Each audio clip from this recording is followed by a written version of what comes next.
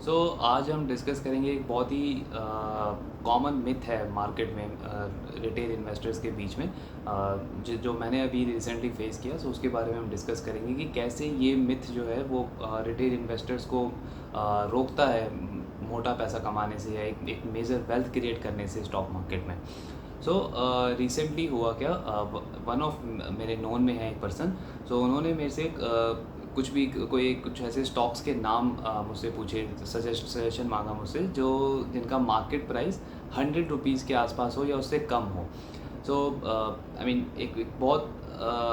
I don't know क्यों ये conception है मार्केट में कि प्राइस को बहुत ज़्यादा इंपॉर्टेंस दिया जाता है मार्केट में, कि किसी स्टॉक का प्राइस अगर 100 रुपये हो या 50 रुपये हो तो लोग ज़्यादा एग्रेसिव होते हैं उस स्टॉक्स की तरफ, कंपेयर टू अगर किसी स्टॉक का प्राइस 1000 रुपये है या 1500 रुपये या 2000 रुपये है। बिकॉज अल्टीमेटली ये मैटर नहीं करता कि आप किस प्राइस वाले स्टॉक को ख़रीद रहे हो, आपका रिटर्न जो है वो टोटली मैटर करता है कि आपने कितनी क्वांटिटी खरीदी, आपके नेटवर्थ का कितना परसेंटेज आपने उस स्टॉक में इन्वेस्ट किया है। तो सपोज़ अगर आप 100 रुपये के स्टॉक में अगर आप 10 स्टॉक खरीद रहे हो तो उसका टोटल प्रोपोर्शन जो है वो करीब 1000 रुपीज़ आता है। वीज़ा अगर आप एक स्टॉक खरीद रहे हो 1000 रुपीज़ का, तो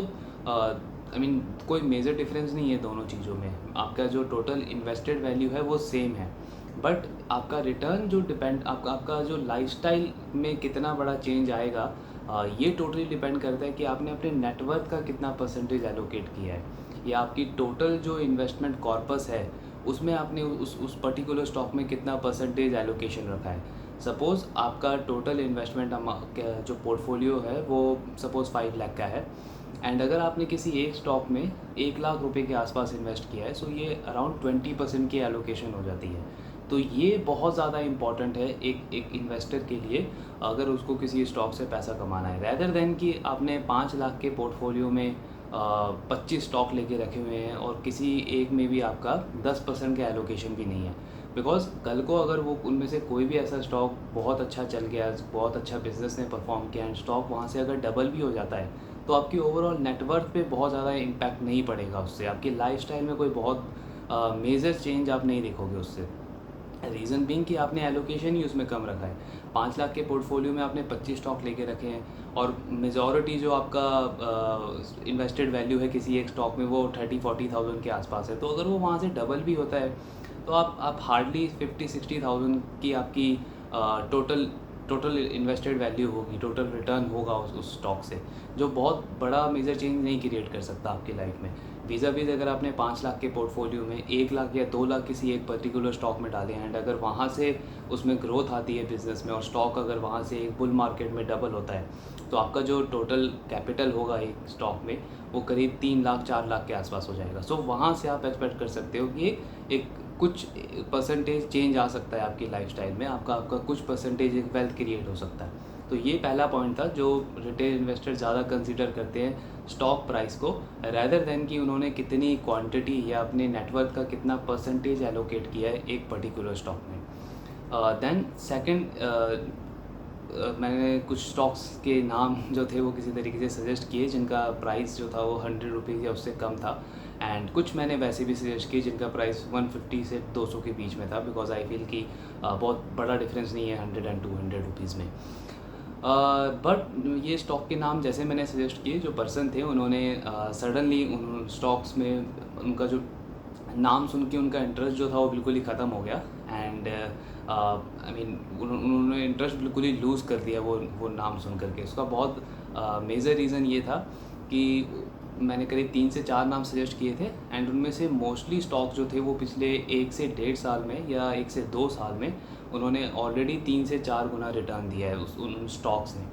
वो जो पर्सन थे उन्होंने उन स्टॉक्स के रिटर्न देखे पिछले 1-1.5 साल के, एंड एज़ यूजुअल जो रिटेल इन्वेस्टर्स का होता है एक कॉमन माइंडसेट होता है कि अगर कोई स्टॉक 3 गुना हो गया या डबल हो गया है पिछले 6 महीने में या 1 साल में,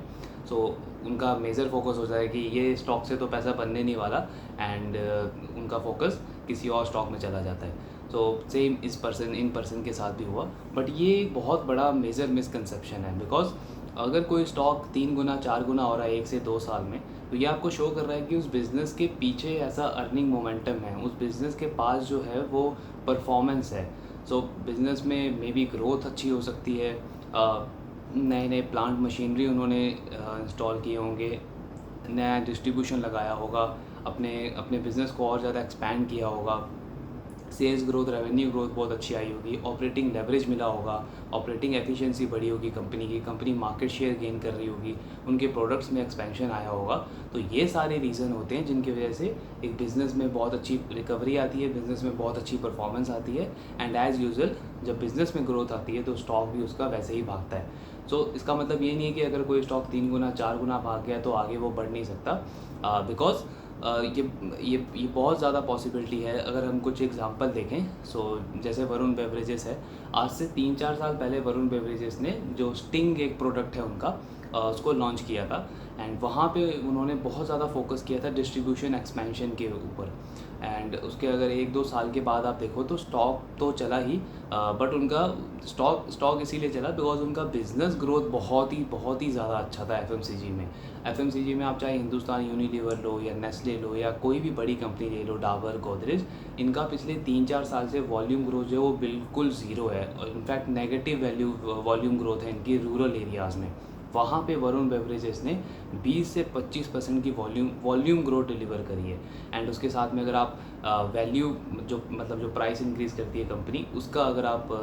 ऐड कर दो, सो करीब 30-35% की इनकी ओवरऑल रेवेन्यू ग्रोथ रही है अगर हम पिछले 3-4 साल का कैगर देखते हैं। ये सबसे बड़ा रीज़न था कि वरुण बेवरेजेस का अगर आप रेवेन्यू देखो तो वो करीब 4-5 गुना हो गया पिछले 3-4 साल में। स्टॉक वहाँ से करीब 6-7 गुना हो चुका है। सो सपोज़ करो अगर किसी पर्सन ने 2019-20 में इन्वेस्ट किया होता है, 2021 में जहाँ स्टॉक डबल हो गया था, अगर वहाँ पे उस पर्सन ने एग्जिट कर दिया होगा तो कितना बड़ा लॉस हुआ होगा उनके लिए। बिकॉज उन एज़ पर रिटेल माइंडसेट कि जो स्टॉक डबल हो गया वो आगे तो बढ़ नहीं सकता, तो वहाँ पे अगर उन्होंने एग्जिट किया तो उन्होंने ये चीज़ मिस कर दी कि बिज़नेस में आगे ग्रोथ कितनी अवेलेबल है, बिज़नेस और कहाँ डिस्ट्रीब्यूशन एक्सपैंड कर रहा है। अभी तो उन्होंने सिर्फ नॉर्थ में एक्सपैंड किया है, वो साउथ में एक्सपैंड कर रहे हैं, अब वो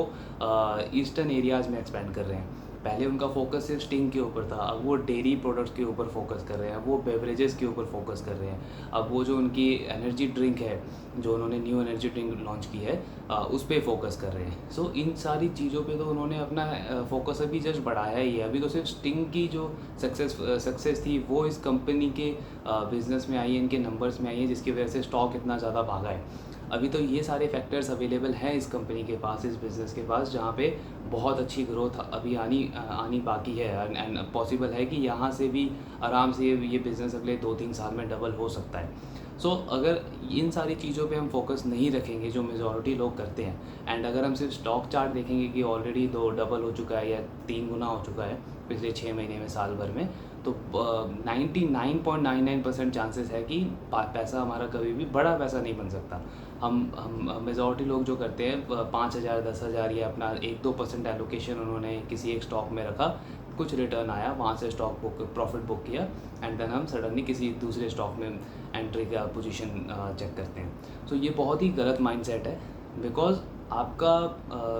पैसा कितना बन सकता है, रिटर्न कितना बन सकता है, ये टोटली डिपेंडेंट है कि बिज़नेस का करंट परफॉर्मेंस क्या है और बिज़नेस आउटलुक क्या एक्सपेक्ट कर रहा है आने वाले टाइम में। पास्ट में जो उसने कर दिया, स्टॉक अगर डबल हो गया या 3 गुना हो गया या 5 गुना भी हो गया, ये डिसाइड नहीं करता कि स्टॉक आने वाले टाइम में कैसा परफॉर्म करेगा। आने वाले टाइम में स्टॉक कैसा परफॉर्म करेगा, ये सिर्फ 2 चीज़ों पे डिपेंड करता है कि बिज़नेस की करंट परफॉर्मेंस कैसी है और आउटलुक जो मैनेजमेंट है बिज़नेस का वो क्या एक्सपेक्ट कर रहा है आने वाले टाइम में। अगर बिज़नेस कह रहा है कि हमारी ग्रोथ 30% थी, आने वाले टाइम में हम 20% की ग्रोथ एक्सपेक्ट कर रहे हैं, तो आप ये मान के चलो कि स्टॉक अगर उसका 200 रुपये का है तो वो 200 रुपये से 300 रुपये नहीं जाने वाला है, या तो वहीं रहेगा या वहाँ से नीचे आएगा। बिकॉज स्टॉक तभी भागेगा अगर बिज़नेस की ग्रोथ मोमेंटम, अगर बिज़नेस की अर्निंग मोमेंटम कंटिन्यूसली आगे भागती रहेगी। सो ये एक बहुत ही कॉमन मिथ था जो मैंने बहुत बार फेस किया, एंड आई फील कि मुझे शेयर करना चाहिए आपके साथ। आई होप अगर इसके रिलेटेड कोई भी क्वेरी होगी आपको, so you can reach out to me. Thank you very much.